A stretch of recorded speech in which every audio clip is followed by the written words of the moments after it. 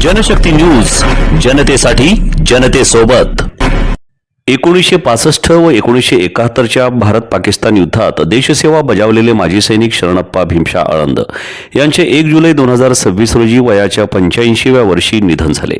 त्यांच्या निधनाने खैराट परिसरासह माजी सैनिकांमध्ये शोककळा पसरली आहे।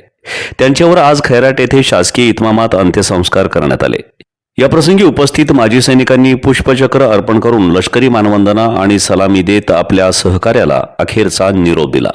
शरणप्पा आळंद यांनी 1965 आणि 1971च्या युद्धात देशसेवेचे कर्तव्य बजावत राष्ट्ररक्षणात मोलाचे योगदान दिले होते।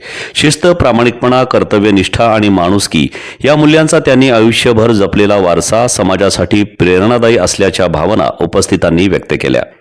या प्रसंगी सुभेदार ब्रह्मानंद अस्वले, सुभेदार वसंत कवडे, हवालदार शिवपुत्र घटकांबळे, हवालदार मसन्ना मनोरे, हवालदार महबूब दर्जी, हवालदार चिन्नू मिया शेख, हवालदार मल्लेश बिराजदार, हवालदार श्रीशैल दिवटे तसेच हवालदार सदा फुले उपस्थित होते।